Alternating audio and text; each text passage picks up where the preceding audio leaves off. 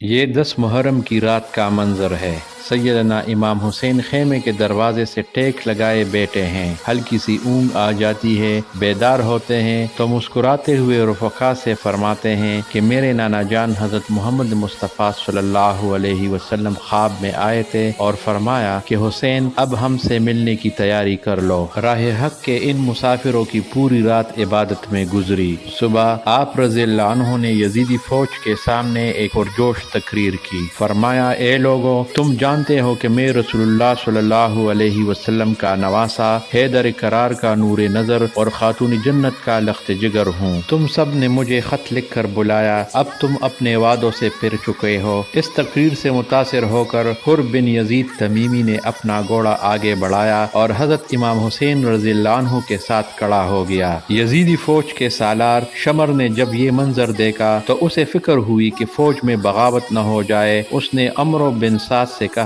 کہ اب دیر نہ کرو اور جنگ شروع کرو۔ جب جنگ شروع ہو گئی تو امام کے جانثار ایک ایک ہو کے شہید ہوتے رہے۔ عصر کے وقت امام حسین رضی اللہ عنہ تنہا رہ گئے۔ لشکر یزید نے چاروں جانب سے امام کو گھیر لیا۔ حضرت امام حسین رضی اللہ عنہ نے آسمان کی جانب دیکھا، اپنی تلوار کو ہاتھ میں پکڑا اور نعرے تکبیر بلند کرتے ہوئے دشمنوں پر ٹوٹ پڑے۔ اس کی تلوار خوفزدہ فوجیوں کے سر قلم کرتی ہوئی جنگ میں چاروں جانب چل رہی تھی کہ اچانک کہیں دور سے اذان کی آواز آئی۔ امام نے ہاتھ روک لیا اور بآواز بلند نماز پڑھنے کی مہلت مانگی، اور یہی وہ لمحہ تھا کہ جب شمر کے جوش دلانے پر مالک کندی نے تلوار سے ایسا حملہ کیا کہ اس کا اثر امام حسین کے سر مبارک تک پہنچا۔ خون کا فوارہ پھوٹ پڑا اور سارا بدن خون کے چینٹوں سے لالازار ہو گیا۔ آپ رضی اللہ عنہ نے زخمی سر مبارک پر دوسرا عمامہ باندھا۔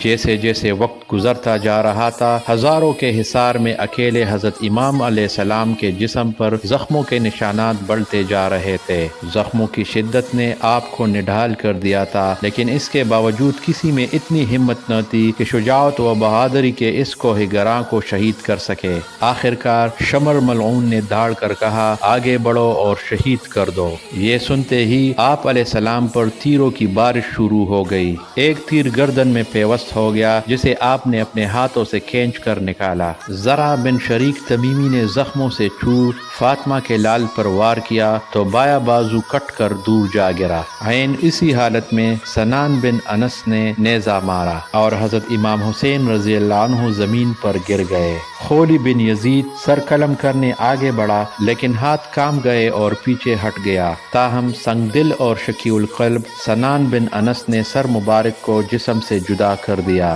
ابن زیاد کے حکم پر ان وحشی فوجیوں نے جسم مبارک کو گھوڑوں کی ٹاپوں سے پامال کیا، اور اسی طرح نواس رسول، جگر گوش بطول حضرت امام حسین رضی اللہ عنہ میدان کربلا میں جام شہادت نوش پا گئے، اور بالآخر یزیدی فوج نے کربلا کی زمین کو امام عالی مقام علیہ السلام اور ان کے محترم جانثار ساتھیوں کے مقدس خون سے گل رنگ کر دیا۔ شہادت کے وقت حضرت امام علیہ السلام کی عمر 57 برس تھی۔